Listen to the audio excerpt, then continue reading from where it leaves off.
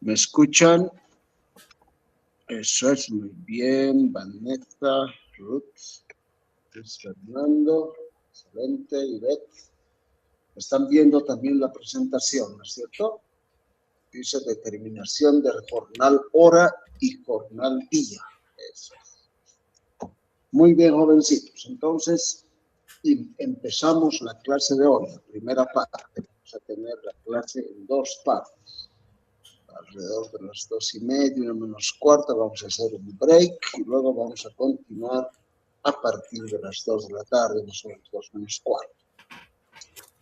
Bien, veamos entonces el capítulo que corresponde y estamos hablando de la determinación del jornal hora, estamos hablando del cálculo de los costos de mano de obra directa y el primer paso era determinar el jornal hora y el jornal día, ¿no? El principal insumo para poder calcular el costo de mano de obra directa del periodo. Bien, veamos entonces. De hecho, el costo de los trabajadores, que es el costo de la mano de obra directa, se calcula a partir de las horas trabajadas.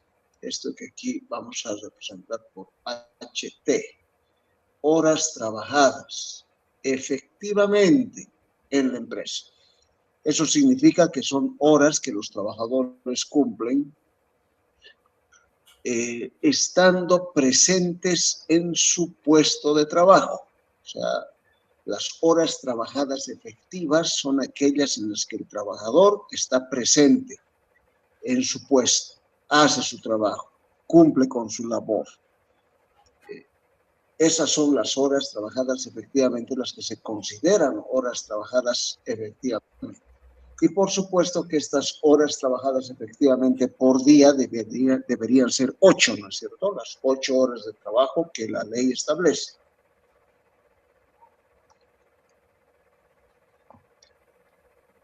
A partir de ahí, la remuneración que reciben los trabajadores se hace justamente en función de estas horas trabajadas. Y eso se calcula de la siguiente forma. Hemos visto también esto, ¿no? Un año tiene 12 meses, 52 semanas. Un mes no es igual a 4 semanas, dijimos la última clase. Entonces hay un factor que sirve para calcular el jornal hora de los trabajadores a partir del hecho de que en el mes hay más de 4 semanas. Tenemos 4,33 semanas en el mes. Ese es el dato que nos sirve. Y a partir de ese dato, las horas trabajadas es de 207,84 mensuales. Este es el dato, el factor que nos sirve para poder determinar el costo de la hora trabajada por el obrero, 207,84. Esto sirve para el caso de trabajadores varones, porque recuerden que la ley dice que los trabajadores varones deben cumplir un total de 48 horas semana. Mientras que para las trabajadoras mujeres el factor es de 173,2. O sea, porque solo deben cumplir 40 horas semana por ley. ¿A ver? Entonces, no pierdan de vista estos dos factores. El 207,84 horas mes para trabajadores varones y 173,2 para trabajadoras mujeres. Son datos importantes para el cálculo del jornal hora. Bien, tenemos calculados entonces estos factores y a partir de aquí vamos con el siguiente otro concepto, el salario de contrato. Salario de contrato. ¿Qué es esto? Según la Ley General del Trabajo, en su artículo 6, El contrato puede celebrarse, puede realizarse verbalmente o por escrito. O sea, atención con eso, un contrato de trabajo es válido también si se lo hace de manera verbal, o sea, es hablado, charlado, no hay papeles, no hay firmas, pero ya está apalabrado, diríamos. En ese caso es un contrato que tiene fuerza de ley, está vigente, un contrato verbal. Y obviamente puede ser por escrito. De acuerdo a este contrato, se acredita por los medios legales de prueba que hay un acuerdo entre partes. Las partes han estado de acuerdo y cumplen lo que les corresponde a cada uno. Acá dice, constituye la ley de las partes siempre que haya sido legalmente constituido y a falta de estipulaciones expresas será interpretado por los usos y costumbres de la localidad. Inclusive si es que no está todo claro, se asume que por el hecho de que los contratos son así siempre, así podemos decir, ¿no? Así siempre es el contrato. Entonces se reconoce legalmente, se reconoce el tipo de contrato que se haya hecho desde el punto de vista legal. Entonces, hay un contrato de trabajo que puede ser verbal, puede ser escrito, puede estar bajo los usos y costumbres del lugar. Hay un contrato de trabajo, hay un acuerdo entre las partes, un empleador y un empleado, un patrón y un trabajador. ¿Vale? Entonces está establecido eso. Y el artículo de reglamentación de esto dice que los trabajadores se les va a pagar por mensualidades hasta que se efectúe la liquidación definitiva. Más allá del detalle, del promedio de ganancias. De hecho, nos interesa saber que al trabajador hay que pagarle mensualmente, aunque no siempre es así. Hay algunas empresas que pagan a sus trabajadores quincenalmente, cobran la quincena, dice. Cada 15 días les pagan. El sector de la construcción, por ejemplo, paga cada semana. Ustedes van a ver en los edificios, estas construcciones que se hacen por la ciudad, el día sábado, en la mañana, los trabajadores están esperando ahí a que lleguen sus empleadores. ¿Y por qué los esperan? Porque es día de pago. Ese día les pagan lo que corresponde a la semana. Entonces pueden haber algunas variantes, pero lo normal es que el pago de salario sea mensual.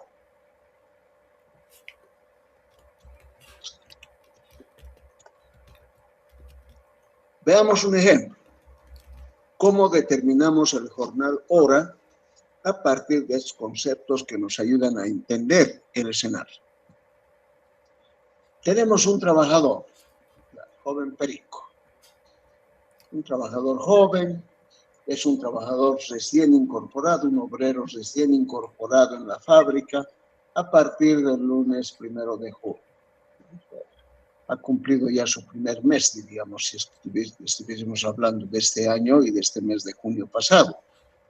¿No? Si estamos pensando en el mes de junio que terminó, ya ha estado un mes y julio, ya estamos hoy día 20 de julio, entonces un mes y los 20 días de julio ya está incorporado al trabajo.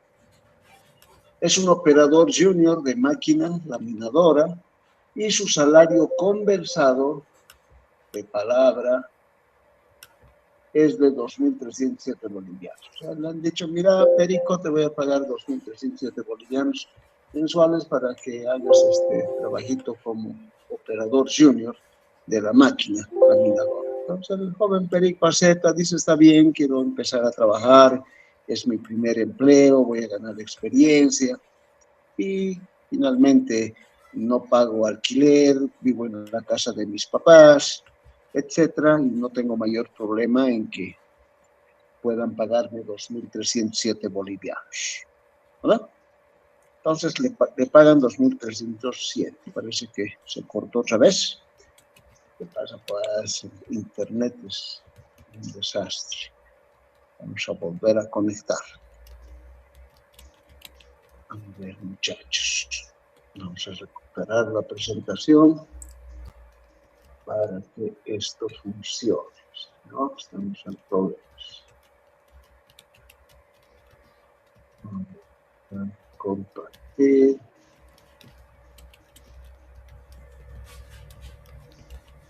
Sentar con cosa.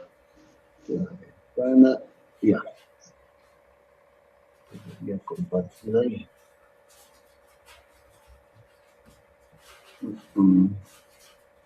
No sale nada. Ya, ahora sí, jóvenes. Esperemos que esto aguante.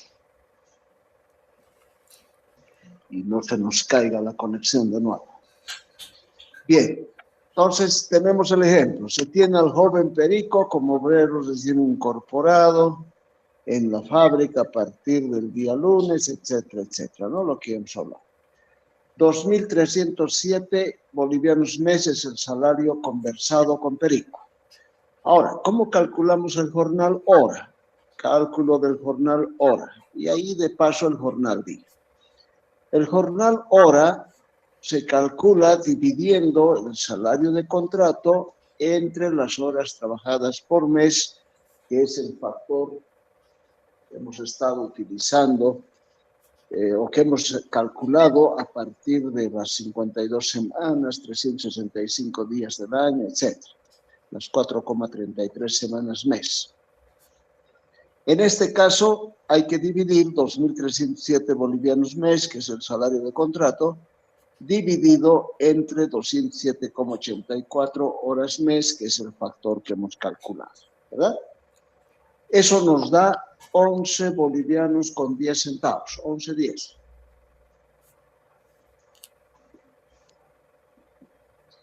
Que corresponde al jornal hora, 11,10. Y en consecuencia el jornal día no es más que multiplicar el jornal hora por las 8 horas día. O sea, 88,80. No hay mayor problema. Tenemos entonces jornal hora 11,10, jornal día 88,08. ¿No era 80? 80 es, ¿no? Aquí está mal. Esto es 80, no es 0,8. Vamos a corregirlo en este momento. Aquí es 80. Ahora sí. Ya. Entonces, 88,80 bolivianos días de Perico.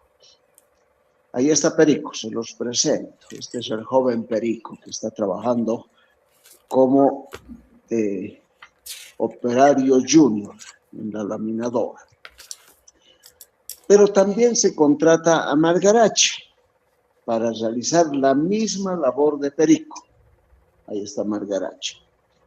Hace lo mismo que Perico, operadora junior de la laminadora, es una obrera, una trabajadora de la planta. Misma labor, mismo trabajo que Perico. Y obviamente también debería recibir el mismo salario de contrato, ¿no es cierto? 2.307 bolivianos mes. Pero ¿qué ocurre con el caso de Margaracha? Su jornal hora nos da una suma de 13 bolivianos con 32 centavos. Y el jornal día nos sale 106,56. ¿Por qué? ¿No? La pregunta, ¿por qué no es igual al de Perico, 11,10 y 88,80, sino 13,32 y 106,56? ¿Cuál es el lío? ¿No? ¿Por qué esto es diferente? La respuesta es obvia, ¿no? Recuerden que el factor por el cual se divide el salario de Perico era 207,84, mientras que el factor por el que vamos a dividir el salario de contrato de Margaracha es 174 y algo. Obviamente no va a salir el mismo jornal hora. Margaracha, al trabajar solamente 40 horas mes o semana, no recibe el mismo jornal hora que Perico, que trabaja 48 horas semana. ¿No es cierto? Entonces aquí hay un problema. La pregunta es, ¿cómo hacemos para que Margaracha reciba el mismo jornal hora que Perico? A ver, ¿pueden calcular ustedes? Otra vez se ha caído el internet. ¿Pueden calcular cuál debería ser? La pregunta es esta. ¿Cuál debería ser el salario de contrato de Margaracha para que su jornal hora sea el mismo que el de Perico? Porque lo que tiene que ser igual es el mismo que el de Perico, ¿no? Tiene que ser el mismo. A ver, calculen, mientras yo hago funcionar de nuevo esto. A ver, calculen cuál debería ser el salario de contrato de Margaracha para recibir el mismo jornal hora que Perico. Calculadora, hagan una ecuacioncita ahí, una aritmética, un despeje, y no creo que tengan mayor problema. Cuando alguien tenga el resultado, lo publica, lo pone ahí, escribe y vamos a verlo todos. Referencia mostrada, ¿cuál debería ser el salario de contrato de Margaracha para tener el mismo jornal hora de Perico? Y si Perico debe igualar su jornal hora al de Margaracha, ¿cuánto debería ser su salario de contrato? ¿Quién tiene un resultado por ahí? ¿Cuánto sabe? ¿No han calculado nadie? ¿Cuánto sacó?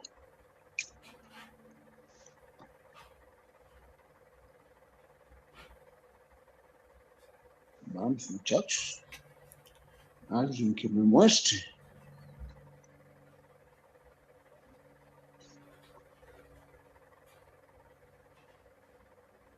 Ustedes también se los ha cortado el internet, ¿no? Aquí yo veo 24 están conectados.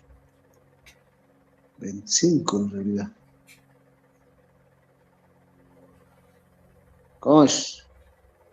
¿Cuál debería ser el salario de contrato de Margaracha para tener el mismo jornal hora que Perico?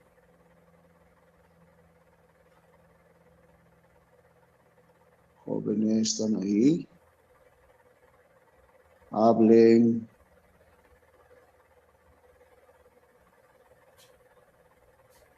No han calculado nada. Salario de contrato es 2.307.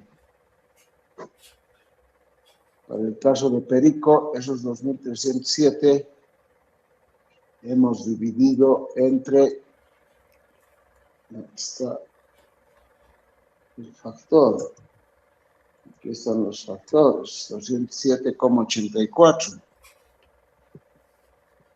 Y para el caso de Margaracha será pues 2.307 dividido entre 173,2. ¿No ven? Esos son los factores que nos interesan.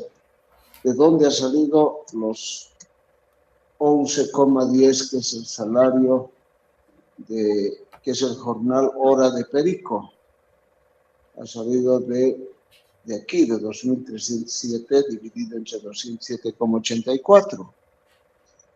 Entonces, si Margaracha tiene un jornal hora de 13,32, obviamente es resultado de haber dividido 2.307 entre 173,2.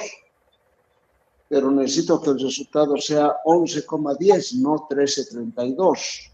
Entonces, ¿qué salario de contrato debería darle a Margaracha? Esa es la pregunta. Y nadie ha hecho nada. Todos calladitos. Mutis total. Vamos, muchachos, ¿cuánto debería ser? Tendría que ser 1924.25. 1924,25. Ok, gracias por responder. Por lo menos uno no es mudito. Los demás no hablan nada, no escriben nada, no ponen nada. Ya.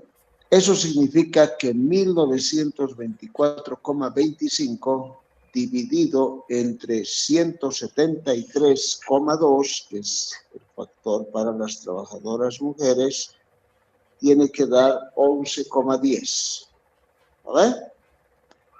Por lo menos es divisional. 1924,25 dividido entre 173,2. ¿Sale 11,10? Suponemos que sí, no creo que se haya equivocado su compañero. ¿Sale o no sale?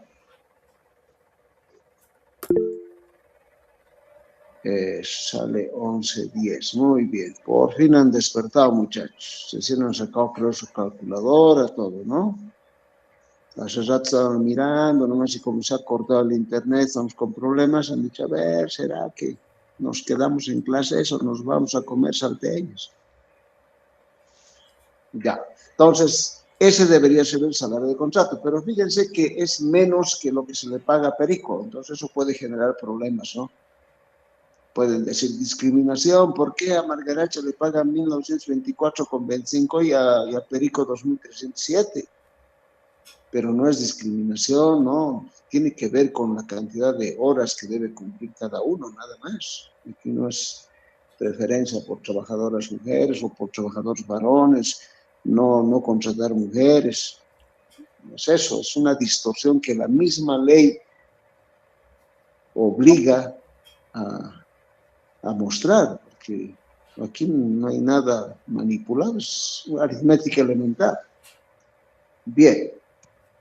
Y por otro lado, también podemos aumentarle el salario de contrato a Perico. Si bien Margaracha tiene un jornal hora de 13.32, Perico tiene 11.10 y queremos que Perico también tenga 13.32 de jornal hora, entonces hay que incrementar el salario de contrato de Perico.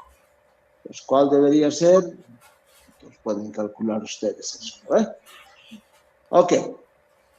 Así se determina el jornal hora y obviamente el jornal día de un trabajador a partir del salario de contrato. Segundo paso, la planilla. La planilla es el documento en el cual se anotan todos los elementos monetarios que se pagan a los trabajadores. Por ejemplo, la remuneración que se le da, sus bonos, los descuentos laborales y otros. Todo eso va en una planilla, en una nómina, en una lista de nombres de personas o cosas. Yo creo que todos tienen una idea y captan lo que es una planilla de pago de haberes, ¿no? Es una lista donde están los salarios, donde están los bonos que se paga a los trabajadores. En el presente caso corresponde a la nómina de los trabajadores directos, MOD. O sea que aquí trabajamos con la mano de obra directa. Eso no significa que no exista otra planilla para los trabajadores indirectos. De hecho, sí hay otra planilla, pero no es esta, no es la que vamos a ver. Hay otra planilla para trabajadores indirectos. Hay otra planilla para trabajadores administrativos y a lo mejor está junto con los de comercialización. Entonces, no confundir, ¿no? No es que los trabajadores directos nomás tienen planilla. Todos los trabajadores están en planilla. Pero hay una que es la de los trabajadores directos que tiene ciertas particularidades, que pasa por el jornal hora, o que más bien empieza con el jornal hora. Atención, dice aquí. El insumo elemental y esencial para confeccionar la planilla de pago de haberes es el dato del jornal hora de cada trabajador directo. Atención con eso. Con el jornal hora recién podemos construir, confeccionar la planilla de pago de haberes. Si no tengo el jornal hora, no puedo construir la planilla. Tengo que tener el jornal hora. ¿Qué objetivo tiene la planilla? Contar con información referida al importe que paga la empresa por concepto de sueldos, salarios, aportes y otros beneficios a sus trabajadores. Eso tiene que haber en el documento. ¿no? Donde los trabajadores firman inclusive. Cumplir con disposiciones legales vigentes. Claro, el Ministerio de Trabajo exige que se presenten las planillas de pago de los trabajadores para ponerles un sello, eso le llaman el visado. Hay que visar las planillas, dice. Entonces las autoridades exigen. Si no, multa. Se remite un ejemplar de esas planillas mensualmente a diferentes entidades donde se exige este documento para fines de control y aportes. Por ejemplo, ya hablamos del Ministerio de Trabajo, la Caja de Salud, y donde corresponde, donde se solicite. Hay que llevar la planilla de pago de haberes visada por el Ministerio. Especialmente en el presente caso, cuando hablamos de determinación de costos de mano de obra directa, la planilla nos permite disponer de la información precisa, oportuna y suficiente para determinar costos de mano de obra directa del periodo y sus costos unitarios. Recuerden que este es el objetivo, ¿no? Costo de mano de obra directa y costo unitario de mano de obra directa. Es el objetivo que perseguimos. El formato. ¿Qué debe tener básicamente la planilla? ¿Qué cosa debería haber? ¿Qué elementos deberíamos mínimamente observar en la planilla? El número de ítem del trabajador o trabajadora. Hay un número que lo identifica. A veces son números vinculados a la fecha de nacimiento, a su carnet de identidad, diferentes formatos que las empresas usan, a la fecha de ingreso, etc. Entonces hay un ítem del trabajador o trabajadora. Los nombres y apellidos de los trabajadores, obviamente, tienen que estar en la planilla. Así como yo tengo una planilla, una lista de ustedes, de los estudiantes de la materia en este curso de invierno, así también aquí hay una lista con nombres y apellidos. Por si acaso, en mi lista solamente tengo registrados a 34. Y aunque en algún momento aparecían más de 60, ¿no? Hay solo 34. De esos 34, asumo que en este momento como 25 están aquí. Nos faltan como unos 10 que no están en clases. Y, a ver, al final de la clase de hoy, o sea, tipo 3 de la tarde, 3:30, voy a llamar lista para ver si ustedes están, para que tomen sus recaudos. Cuidado, no estén en listas. Si no están en listas, no hay nota, ¿no? Por más que den exámenes, hagan tareas, todo, no hay nada que poner, porque no están en las listas. Así que voy a hacer no tanto marcar la asistencia, sino que voy a llamarlos para que ustedes verifiquen que están en la lista. Son 34 que tengo en la lista. Pero eso al final. Ok, entonces nombres y apellidos. El cargo, la posición, ¿cuál es su posición? La posición del trabajador, operador de extrusora, encargado de máquina laminadora, una cosa así. Y el jornal hora, ¿no? Esto debe estar en la planilla. El jornal hora, importante. Luego, los salarios, el básico, el dominical y el total. Fíjense que hay 3 tipos de salarios aquí, 3 nombres de salario. Salario básico, salario dominical y salario total. Los bonos que se pagan a los trabajadores. El bono de antigüedad, que es el único reconocido legalmente. Puede haber bono de producción, de asistencia, de evaluación individual, de riesgo, profesional, etc. Diferentes tipos de bonos que se puede estar pagando a los trabajadores. El total ganado va a aparecer en la planilla, total ganado. Los descuentos, el descuento por concepto de la gestora del Sistema Integrado de Pensiones, el aporte laboral es obligatorio. Entonces hay ese aporte al Sistema Integrado de Pensiones para su fondo de jubilación del trabajador. Están sus descuentos por faltas y atrasos, las cuotas a las que está sujeto el trabajador, aportes que hace, aunque con el último decreto estos aportes ya son voluntarios, no son obligatorios. Está la pulpería, etc. Y luego de los descuentos aparece el líquido pagable. en la planilla va a estar el líquido pagable, que es lo que efectivamente, el monto que efectivamente recibe el trabajador.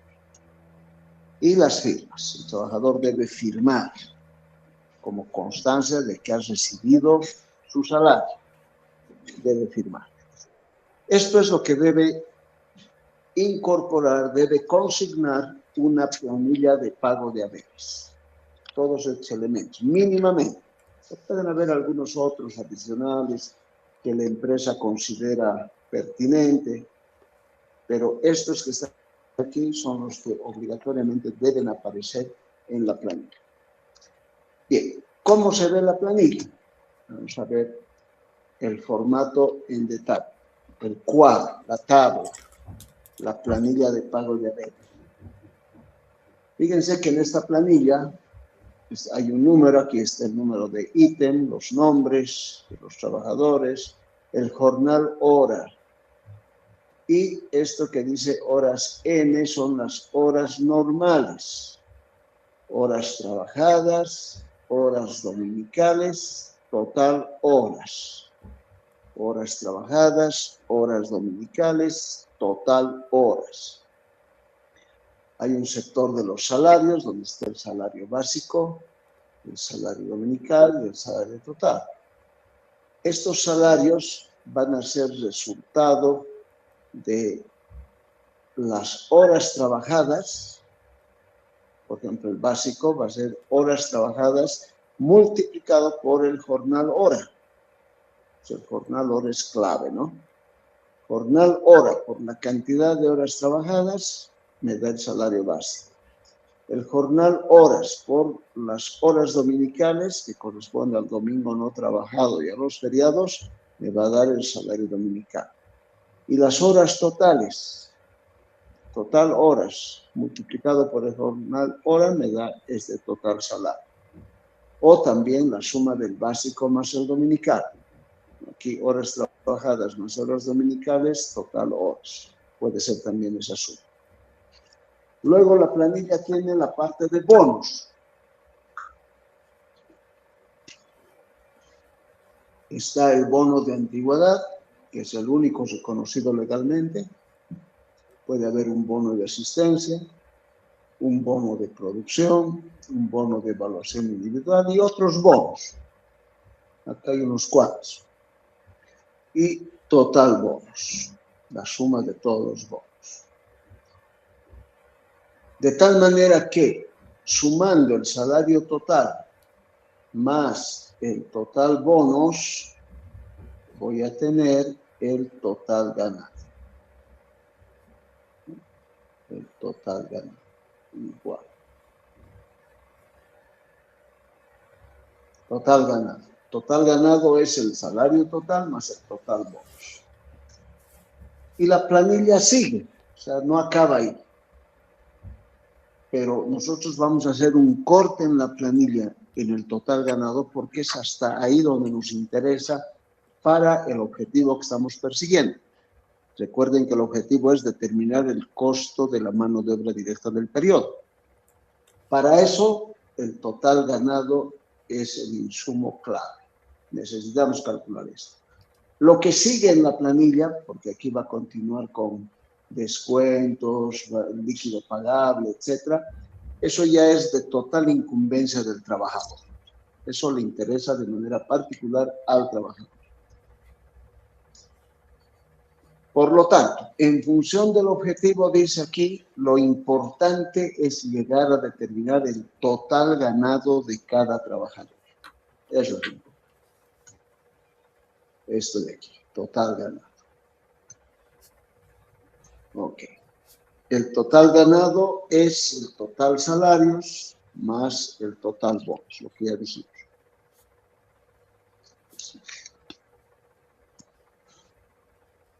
La planilla continúa con la siguiente información adicional. Esto es lo que sigue en la planilla. Descuentos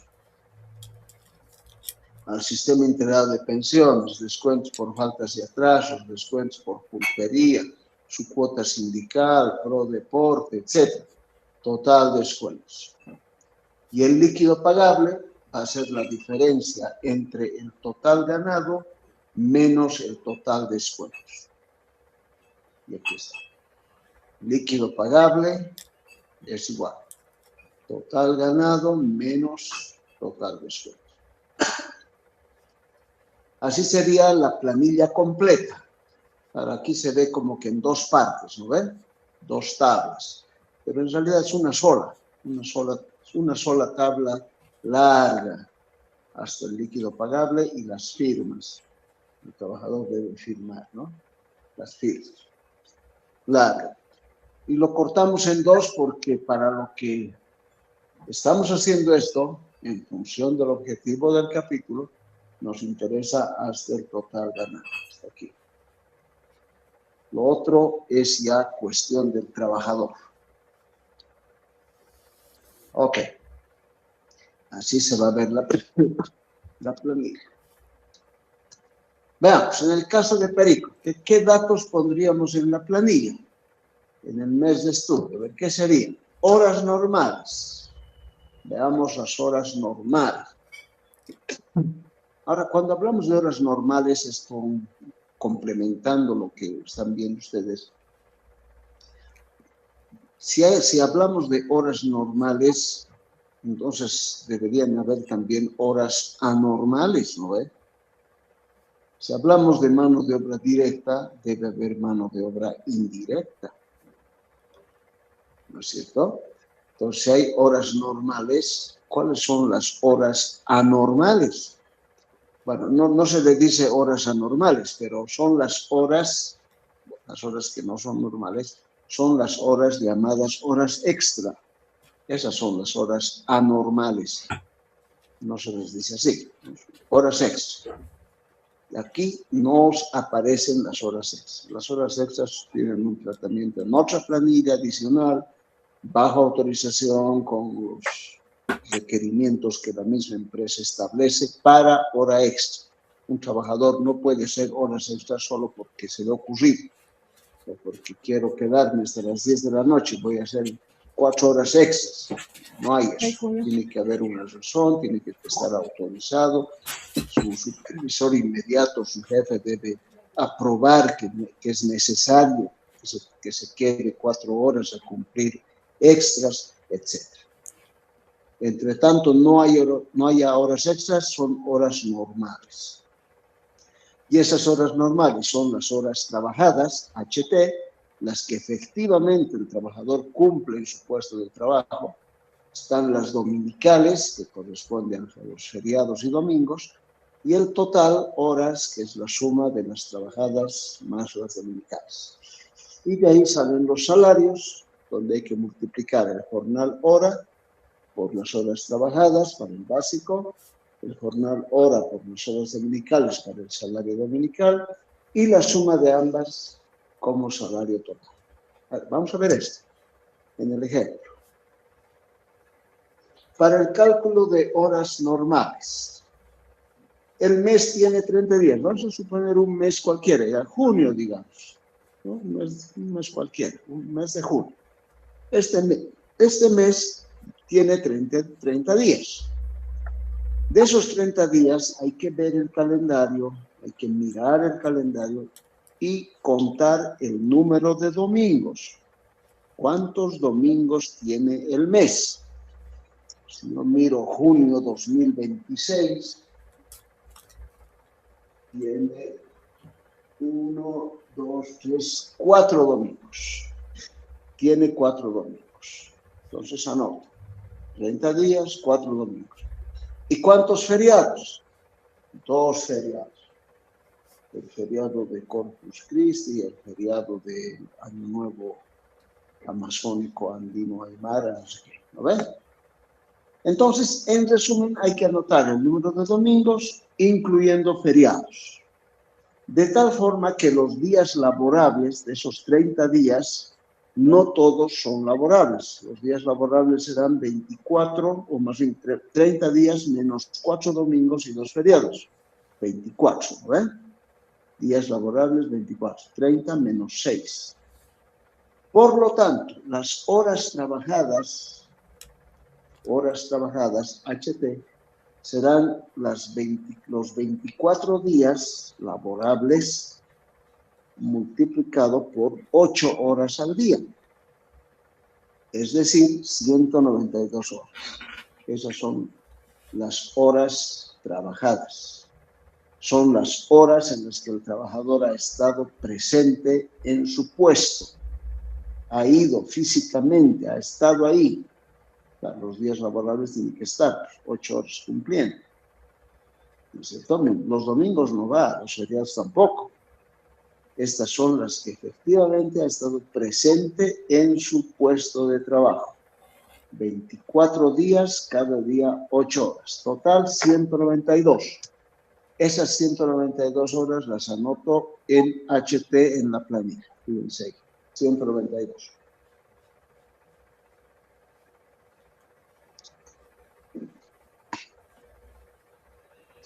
Voy a hacer un cálculo parecido para las horas dominicales. Estas son las horas trabajadas, ¿no? 192. Para las dominicales, la ley establece en el artículo 23 que los trabajadores tienen derecho al pago de salario por el día domingo no trabajado. Y esto se extiende también para los feriados. Siempre y cuando dice que en la semana hubiesen cumplido con su horario completo. O sea, se paga el salario dominical al trabajador que no se ha faltado ni un solo día en la semana. Ha cumplido con todo, ha cumplido con la semana completa. Si no cumplió, pierde su dominical. Entonces el dominical se paga por el día domingo no trabajado.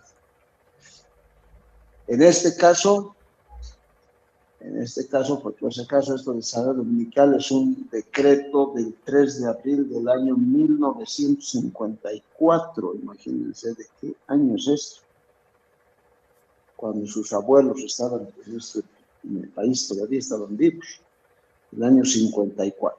Y elevado a rango de ley el 29 de octubre del 56. Es antiguo esta ley, ¿no? Del domingo no trabajado que se paga. Ok, domingos y feriados entonces son 6. 4 domingos y 2 feriados. Las horas dominicales, HD, es 6 por 8. O sea, 48 horas. Esas 48 horas dominicales las voy a anotar en la planilla en HD. 48 horas dominicales. ¿No? ¿Estamos? Muy bien. Entonces ahí anotamos. Y el total, obviamente, será la suma. 192 más 48. 192 más 48 son 240 horas. Estas son 240 total horas. Listo. Horas trabajadas, 192. Horas dominicales, 48. Total horas, 240. El cálculo de los salarios. El cálculo de los salarios. Aquí está nuestra planilla. Los salarios. Los salarios vienen de multiplicar. Oh cielos, otra vez se cortó. Hola Ruth, ¿qué dices? ¿Me quieren avisar que se cortó otra vez la presentación? Ay, no, este está de buen tamaño. Ya, voy a restablecer, a ver, ojalá que se deje. Salarios, ¿no? Estamos calculando salarios. Cálculo de salarios, ya. Ahora sí. Cálculo de salarios. Ya las horas tenemos. 192, 48 y 240. El salario básico. El salario básico resulta de multiplicar el jornal hora por las horas trabajadas. O sea, 11.10 por 192. Eso da 2.131,20. Ese es mi salario básico. Por lo tanto, lo anoto en la planilla donde dice salario básico. Ahí, 2.131,20. ¿Eh? El salario dominical, ya sabemos que tienen derecho al pago de salario dominical, etcétera, etcétera. Igual, calculamos multiplicando el jornal hora por las horas dominicales. 11.10 por 48. 532,80. Este es el salario dominical. Lo anotamos en la casilla que corresponde al salario dominical. Ahí, 532,8. Y el salario total, que es la suma del básico más el dominical. 2.131 más 532, 2.664. Este es el salario total. Y el salario total lo anotamos en la casillita que dice total, en salarios. Y ya está, ya he calculado los salarios de Perico, ¿verdad? Ya tengo calculados los salarios. Ok.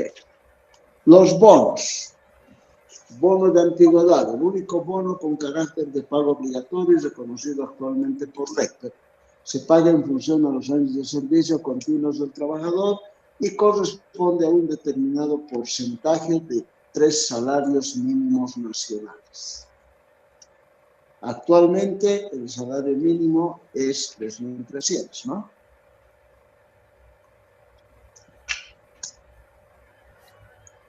A ver, ¿cuáles son esos porcentajes entonces que se pagan por concepto de bono de antigüedad?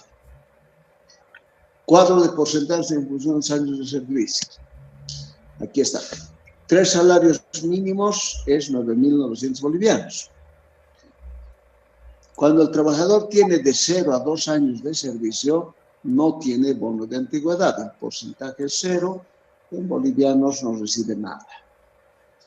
Cuando cumple 2 años, de 2 a 5, el porcentaje sube al 5%. Y entonces su bono de antigüedad es de 495 bolivianos. De 5 a 8 años de servicio, 11%. Y ahí en la última columnita ustedes ven lo que significa eso en bolivianos, ¿no? La parte en bolivianos. Es esta parte. Esto es en moneda. Estos son los porcentajes. 0%, 5%, 11%. Repito, 11% ¿de qué? De 3 salarios mínimos nacionales, o sea, 11% de 9.900. De ahí salen estos valores, 495, 1.089, 1.782, etc. De 8 a 11 años, 18%. De 11 a 15, 26%. De 15 a 20 años, 34%. De 20 a 25 años, 42%. Más de 25 años, 50%. Y ahí se queda.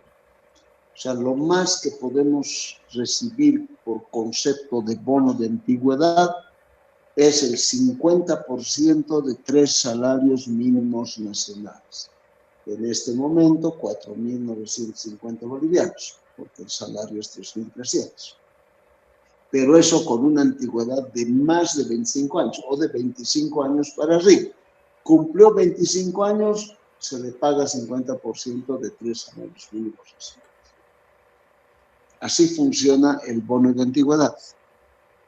Se calcula en función de los años de servicio.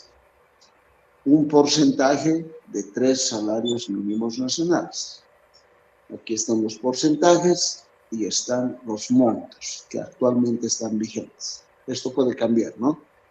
Si el salario mínimo se incrementa, pues estos montos serán diferentes. El porcentaje no va a cambiar. Lo que va a cambiar es el valor en bolivianos. Ok.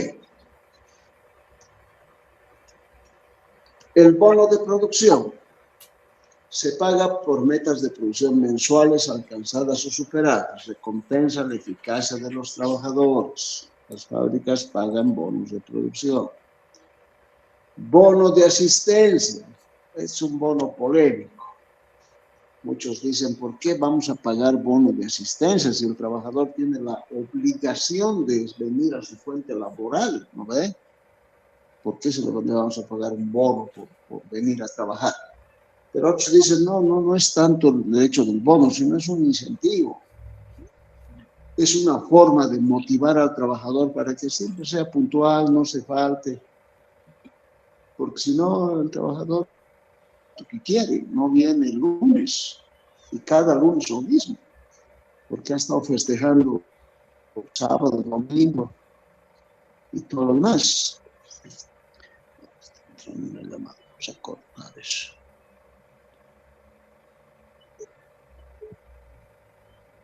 Ups. Ya. Incentiva, premia la asistencia puntual de los trabajadores y el hecho de no haber registrado faltas no justificadas.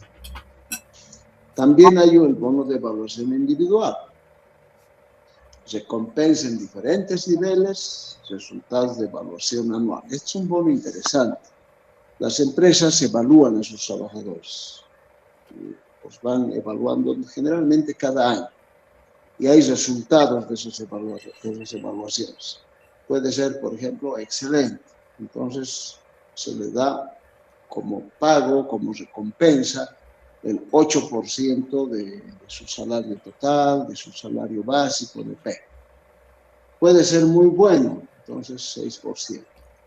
Puede ser solo bueno, 4%. Si es regular o malo, nada, 0, ¿no? Incluso si es malo, puede ser desvinculado. Hay que despedirlo, no sirve, es malo, su evaluación salió malísima, entonces se va. Y hay que mantener esa evaluación. Si me evalúan este año y he sido muy bueno, me están pagando 6% de bono al año, no estaría bien que siga como muy bueno. Podría aspirar a ser excelente, ¿no? Mejorar. Y una vez que llegue excelente, mantenerme en ese nivel. No siendo excelente y después aparecer como malo, eso sería medio incongruente. Entonces son evaluaciones individuales que muchas empresas aplican a sus trabajadores y especialmente a sus profesionales. Está también el bono de formación, otorga un porcentaje del salario total o salario básico a los trabajadores calificados que demuestren tal condición. Los trabajadores pueden estar estudiando, pueden estar haciendo cursos para mejorar su desempeño en la empresa. Entonces la gerencia ve eso y dice, ok, vas a hacer un curso, te vamos a dar un bono para que te sientas incentivado. Pero siempre y cuando el curso que estás haciendo o la especialidad que estás llevando adelante sirva a los propósitos que tiene la empresa y el trabajo que realizas en la empresa. Porque ¿qué sentido tiene el trabajo en una empresa embotelladora de bebidas gaseosas y mi curso de capacitación es en veterinaria de mascotas de pedigrí? ¿no? O sea, no tiene nada que ver con lo que hago. Entonces, ¿por qué me tendrían que dar un bono? El bono tiene que estar en relación al beneficio que va a recibir la empresa por la capacitación, por la información que tiene el obrero o trabajador. Y pueden haber otros bonos. La empresa puede poner o quitar bonos de acuerdo a sus necesidades y expectativas propias. Puede hacer. De hecho, todos estos y otros bonos que pueden estar vigentes en una empresa productiva se pueden expresar en términos relativos, en porcentaje o en términos absolutos. O sea, yo puedo decir, como en el caso del bono de evaluación individual, si es excelente, 8% del salario básico. Eso es términos relativos, ¿no? Pero puedo estar hablando del bono de producción en términos absolutos. Es decir, bueno, si superan las metas, el bono es de 400 bolivianos, en términos absolutos, un monto fijo. Relativo es en porcentaje, absoluto ya en moneda, fijo y establecido.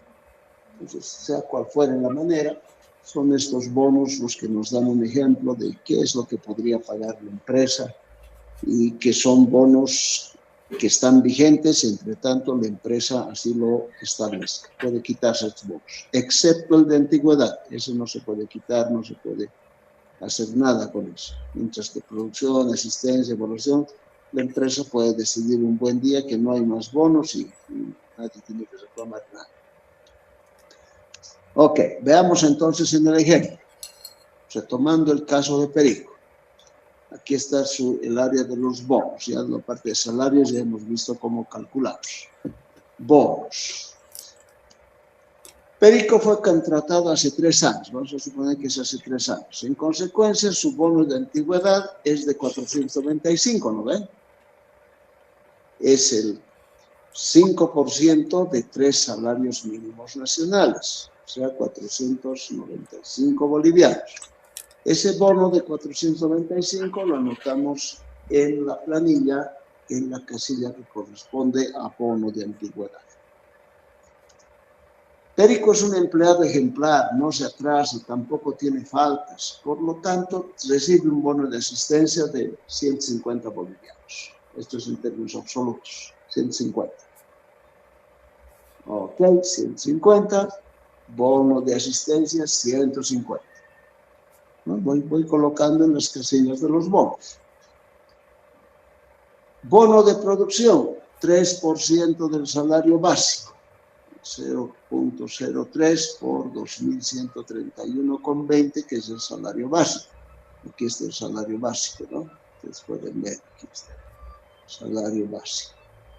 Y el porcentaje va a ser 3% de ese salario, o sea, 63,93. 63,93 que lo anoto en bono de producción. Voy calculando los bonos, ¿no? Evaluación individual anual del año que corresponde. Si es muy bueno, 6%. Ha salido muy buena su evaluación. Entonces, 6% del salario básico, 0,06 de 2.131, 127,84 es su bono. 127,84 evaluación individual. Ok. Total bonos. Total bonos será pues la suma nomás, ¿no? De los bonos que aparecen ahí. En este caso, el total me da 836,80. 836,80 total bono. Ese total bonos lo anoto en la planilla. 836,80. Nada difícil, ¿no ven? Calcular los bonos, excepto el de antigüedad que está en base a una tabla, el resto es fácil de deducir, no hay problema. Entonces tengo el total bonos. Con todo esto ya puedo calcular el total ganado, ¿no? El total ganado. A ver, total ganado. Total ganado y cargas sociales. Total ganado es el salario total más el total bonos. Entonces, si el salario total es 2.664 y el total bonos 866,80, el total ganado es de 3.500,80 centavos. Ese es el total ganado. La suma del salario total más el total bonos. Y lo anoto en la casilla del total ganado. 3.580. Nos notan cómo se va construyendo la planilla con los datos que se van proveyendo. Entonces, 2.664 más total bonos igual total ganado, ¿no ven?